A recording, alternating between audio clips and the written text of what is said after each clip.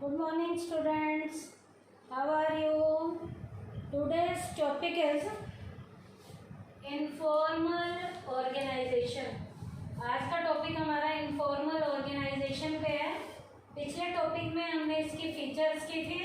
अब हम इसके एडवांटेजेस और डिसएडवांटेजेस करेंगे. एडवांटेजेस में पॉजिटिव एस्पेक्ट आएंगे, डिसएडवांटेजेस में नेगेटिव एस्पेक्ट लिमिटेशन आएंगी. तो सबसे पहले हम एडवांटेजेस स्टार्ट कर रहे हैं.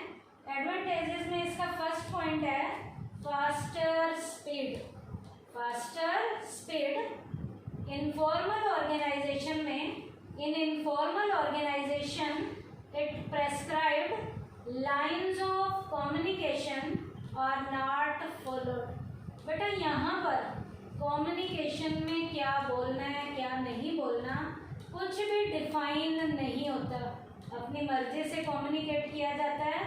Informal organization leads to faster speed of information. यहाँ पर जो इंफॉर्मेशन की स्पीड है वो बहुत तेज गति से चलती है. बेटा कोई चीज़ हमें कही जाए कि यही बोलना है तो हम सोच सोच के बोलते हैं, और यदि हमें अपनी मर्जी से बोलने के लिए कहा जाए तो जो हमें बोलना है वो हम बहुत फास्ट स्पीड से फटाफट बोलते हैं. क्या at a time natural grouping के अकॉर्डिंग जो हमें सही लगता है वो हम यहाँ पर बोलेंगे. और बेटा जब हम अपनी मर्जी से बोलते हैं तो स्पीड हमारी काफ़ी तेज होती है. तो इनफॉर्मल ऑर्गेनाइजेशन की जो स्पीड है वो काफ़ी तेज होती है. Informal organization leads to faster spread of information as well as quick feedback. Information भी फटाफट जाती है और फीडबैक भी फटाफट आना शुरू हो जाता है. उसके बाद है फुलफिल ऑर्गेनाइजेशनल ऑब्जेक्टिव. बेटा ऑर्गेनाइजेशन के ऑब्जेक्टिव भी पूरे होने शुरू हो जाते हैं फटाफट से. There is no pressure of formal organization. Informal पे फॉर्मल का कोई भी प्रेशर नहीं है, कोई रूल्स रेगुलेशन नहीं है. Their subordinates put their ideas before their superior without any fear or hesitation.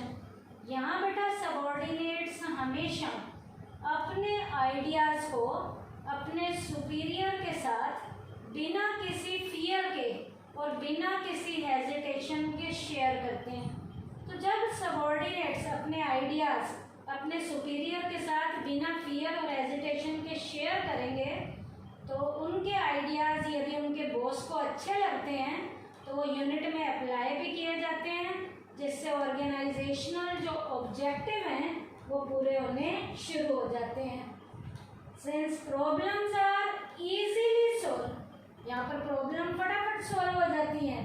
It becomes easier to achieve the objectives of the organization. इस तरीके से ऑर्गेनाइजेशन के ऑब्जेक्टिव पूरे होने शुरू हो जाते हैं. तो बेटा यहाँ पर जब हमने एज अ सबॉर्डिनेट अपने सुपीरियर के साथ हमने अपने आइडियाज़ को शेयर किया है तो ऑर्गेनाइजेशन के ऑब्जेक्टिव अपने आप ही टाइम पे पूरे होने शुरू हो जाएंगे. सीनियर अपना काम करेगा और सबॉर्डिनेट अपना काम करेगा. उसके बाद बेटा ये दो पॉइंट तो इसके एडवांटेजेस के थे. अब लिमिटेशन के पॉइंट क्या क्या है. पहला है इट क्रिएट्स र्यूमर. र्यूमर्स होता है बेटा अफवाहें फैलनी शुरू हो जाती हैं. All the persons in an informal organization talk carelessly and sometimes a wrong thing is conveyed to other person. बेटा मैंने पीछे बताया था कि यहाँ सबॉर्डिनेट अपने सुपीरियर के साथ बिना फियर के और हेजिटेशन के जब आइडियाज शेयर करते हैं तो कई बार बेटा सबॉर्डिनेट को ये पता ही नहीं चलता कि हम अपने सीनियर से बात कर रहे हैं. तो सबॉर्डिनेट अपने सीनियर के साथ केयरलेस तरीके से भी कई बार बात करते हैं, और कई बार जब केयरलेस तरीके से बात की जाती है तो कई बार जो कोई आइडियाज़ हैं या रॉन्ग मैसेज भी दूसरे लोगों तक जाने शुरू हो जाते हैं कि यहाँ पर यूनिट में सबॉर्डिनेट अपने सीनियर के साथ अच्छे तरीके से बातचीत नहीं करता. तो कई बार रॉन्ग मैसेज भी यहाँ कन्वे होने शुरू हो जाते हैं। तो यहाँ पर हम क्या लिख सकते हैं बेटा, sometimes a wrong thing is conveyed to other person which may bring in horrible result. कई बार इसके रिजल्ट इतने हॉरिबल होते हैं कि यूनिट को फायदे के बजाय नुकसान उठाना पड़ता है। तो इसका सबसे बड़ा ड्रॉबैक क्या है, इट क्रिएट्स र्यूमर। उसके बाद है इट रेजिस्ट चेंज। बेटा यहाँ पर चेंज को भी हमें कई बार अपनाने के लिए मजबूर होना पड़ता है, चेंज को अपनाने के लिए मजबूर होना पड़ता है। This organization resist changes and lays stress on adapting the old techniques.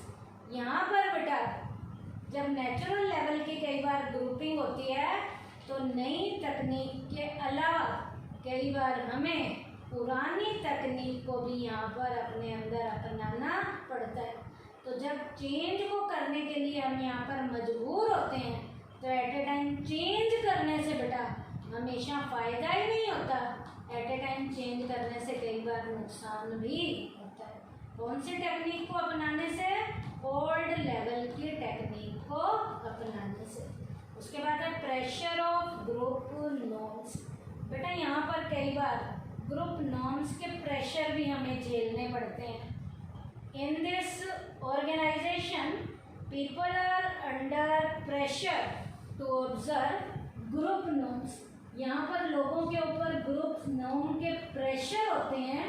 Sometimes the people assemble in informal group lose sight of their objective. कई बार लोग इनफॉर्मल ग्रुप में खड़े होकर अपने ऑब्जेक्टिव को ही भूल जाते हैं।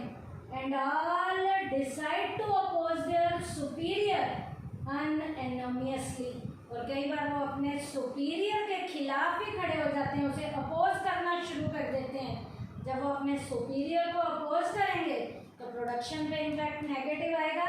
सच a situation adversely affect productivity. इसका हमारे प्रोडक्शन पे नेगेटिव इम्पैक्ट आता है।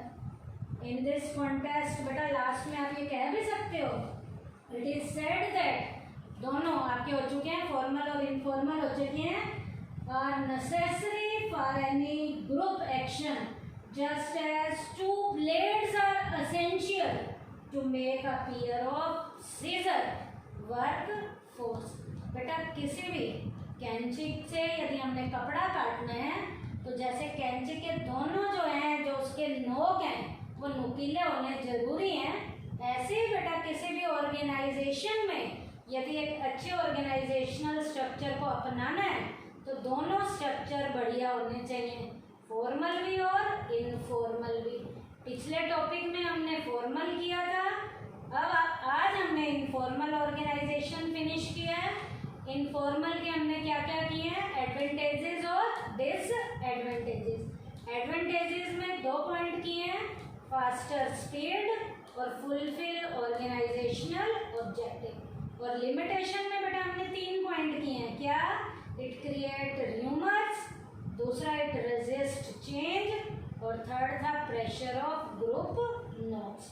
तो आज ये हमारा टॉपिक फिनिश हुआ है इनफॉर्मल ऑर्गेनाइजेशन का, इसके एडवांटेजेस और इसके डिसएडवांटेजेस। थैंक यू बेटा।